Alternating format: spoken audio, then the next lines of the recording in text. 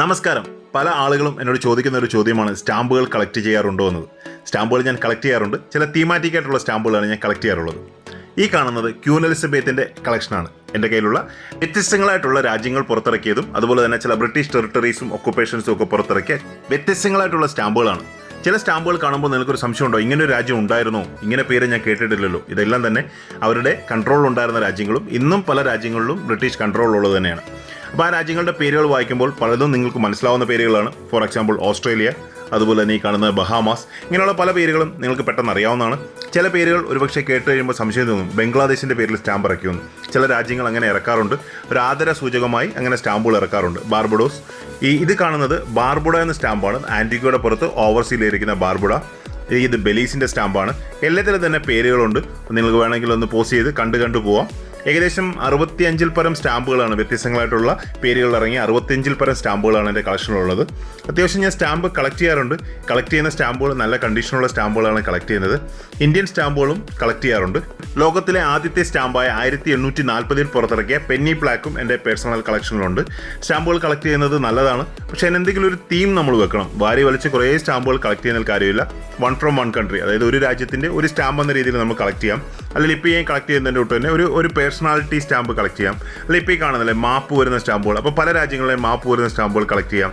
അല്ലെങ്കിൽ ഏതെങ്കിലും ഒരു തീം, ഫോർ എക്സാമ്പിൾ ഫുട്ബോൾ, അല്ലെങ്കിൽ അങ്ങനെ എന്തെങ്കിലും ഒരു തീം എടുത്ത് കളക്ട് ചെയ്താലും കുറേ സ്റ്റാമ്പുകൾ കിട്ടാൻ സാധ്യതയുണ്ട്. കാരണം സ്റ്റാമ്പുകൾ ഒരുപാട് രാജ്യങ്ങൾ ഒരുപാട് സ്റ്റാമ്പുകൾ പുറത്തിറക്കുന്നുണ്ട്. കളർഫുള്ളാണ് സ്റ്റാമ്പുകൾ.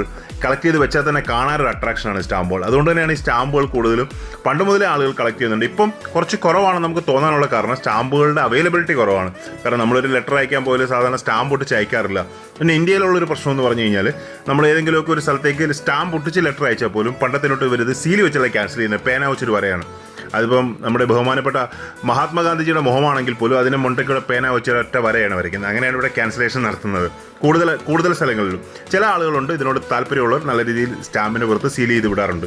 അപ്പോൾ അങ്ങനെയുള്ള സ്റ്റാമ്പുകൾ നമുക്ക് എടുത്തു വെച്ച് കുറച്ച് വെച്ചിരിക്കുന്ന സ്റ്റാമ്പുകൾ എടുത്തു വെച്ചിട്ട് വലിയ കാര്യമില്ല. ഇപ്പോൾ ഈ കാണുന്ന സ്റ്റാമ്പുകളൊക്കെ തന്നെ എല്ലാം മിൻറ്റ് കണ്ടീഷൻ സ്റ്റാമ്പുകളാണ്. ഇതെല്ലാം നല്ല രീതിയിലാണ് ഞാൻ അറേഞ്ച് ചെയ്ത് വെച്ചിരിക്കുന്നത്. ചിലതൊക്കെ ഷീറ്റ്സാണ്, അപ്പോൾ ഷീറ്റിനെ കട്ട് ചെയ്യാതെ തന്നെ ആ ഷീറ്റ്സ് അങ്ങനെ തന്നെ കളക്ട് ചെയ്ത് വെച്ചിരിക്കുകയാണ്. സ്റ്റാമ്പുകളെക്കുറിച്ചുള്ള എന്തെങ്കിലും സംശയങ്ങളുണ്ടെങ്കിൽ തീർച്ചയായിട്ടും മെസ്സേജ് ചെയ്യാം. സ്റ്റാമ്പുകളുടെ ഒരു കുഴപ്പം, അത് നല്ല രീതിയിൽ നമ്മൾ നോക്കിയില്ലെങ്കിൽ അത് പരസ്പരം ഒട്ടിപ്പോകാനും നശിച്ചു പോകാനൊക്കെയുള്ള സാധ്യതയുണ്ട്.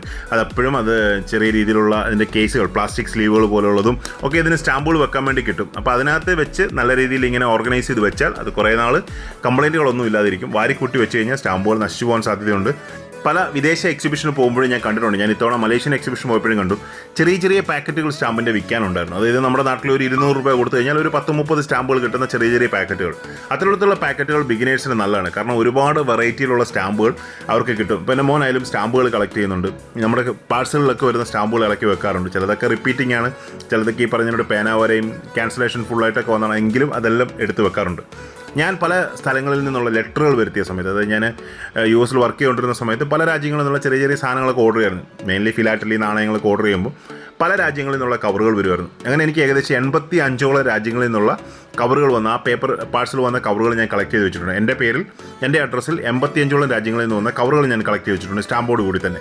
അപ്പോൾ നമ്മൾ ഇങ്ങനെയുള്ള സ്റ്റാമ്പ് കളക്ടറാണെന്ന് അറിഞ്ഞു കഴിഞ്ഞാൽ, സ്റ്റാമ്പാണ് നമ്മൾ വാങ്ങിക്കുന്നതെന്ന് അറിഞ്ഞു കഴിഞ്ഞാൽ, സാധാരണ നല്ല ഡീലേഴ്സ് എന്ത് ചെയ്യും, അവരുടെ രാജ്യത്ത് കിട്ടാവുന്ന നല്ല സ്റ്റാമ്പ് അതിൽ വെച്ച് അതായിരിക്കും അതിൻ്റെ വാല്യൂ ആയിട്ട് വെച്ച് അവർ വിടുന്നത്. അപ്പോൾ നമുക്ക് ആ സ്റ്റാമ്പും അതിൻ്റെ കൂടെ ആ കവറിൻ്റെ കൂടെ കിട്ടുകയും ചെയ്യും.